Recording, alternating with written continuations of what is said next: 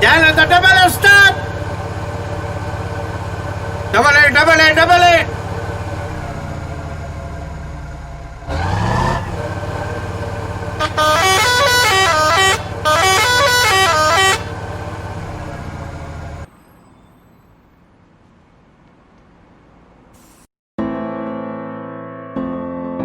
Karachi, city located in the southern part of Pakistan, is the financial as well as the economic hub of the country.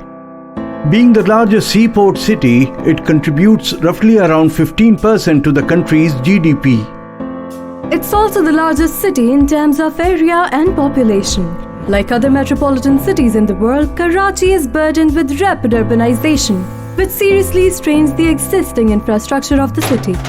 One sector that has taken a serious brunt of rapid urbanization is the public transport. This sector is responsible for mobilizing the massive population across the city every day. As evident from these scenes, this sector, like other sectors, is also heavily strained. Since this sector acts as the backbone of a local economy, it is heavily subsidized by the governments all over the world. Karachi's contemporaries in developed countries get proportionate level of resources to sustain the pressures of urbanization. But for Karachi, the tale has not been so rosy. So how much do we really know about the public transport of Karachi? About its buses, its operations, its people, its past and most importantly, its future. According to an estimate, in order to mobilize a population of over 22 million, more than 20,000 buses are required. London, for instance, along with its extensive tube and rail system, has more than 7,000 buses operating to serve a population of just over 8 million people. In Karachi, the public transport sector used to be a good business venture. Up until the end of 2008, roughly around 18,000 buses were plying on the roads of Karachi. This volume, though not sufficient, was providing cheap mobility through the efforts of informal private enterprises, without any financial contributions from the government. However, unfortunately, the number of buses started dwindling, and in between 2008 and 2017, the number went down from 18,000 to 4,000. Unofficial sources suggest that the number of buses in Karachi is no more than 2,500 now. Much of this decline is attributed to Chingchi, a crossbreed of motorbike and rickshaw. They were introduced informally by the then political entities to operate on shorter and profitable routes.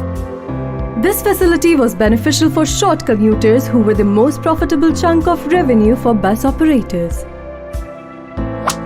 The unregistered Chingchi rickshaws were banned by the High Court of Sindh in 2017 due to the safety concerns of the passengers. Unfortunately, by that time, they had made irreparable damage to the public transport buses network, which had drastically fallen in number.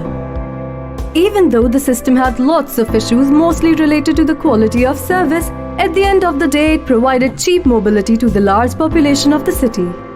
The answer to why Chingchi were introduced at first instance may unfortunately require bringing social and political aspects into the equation.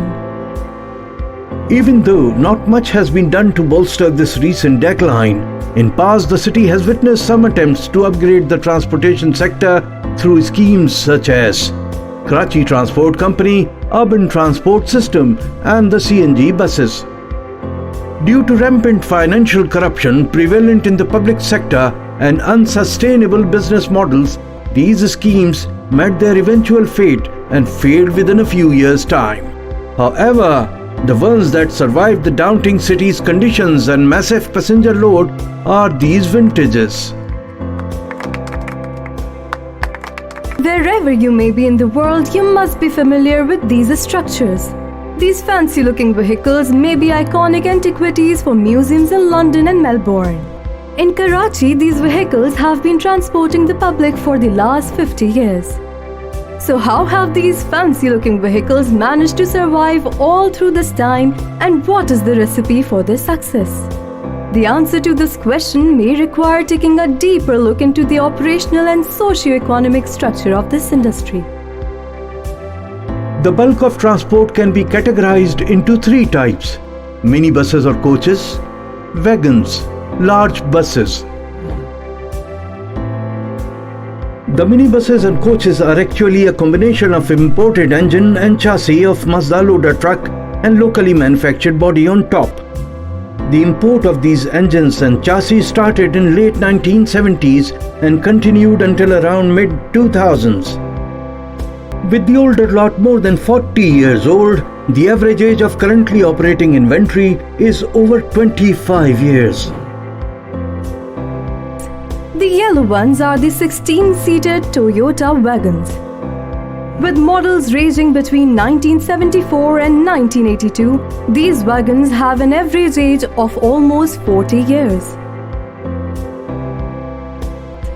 Having some vehicles more than 50 years old, the big ones are the best ones. These giant granddaddies are actually Bedford trucks.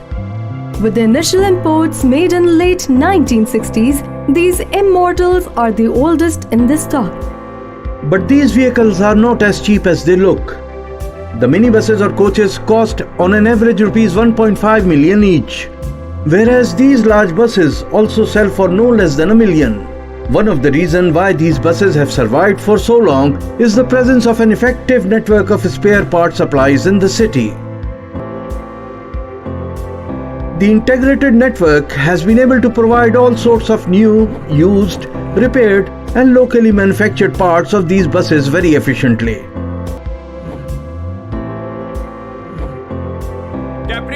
Capri Cinema! Capri Cinema!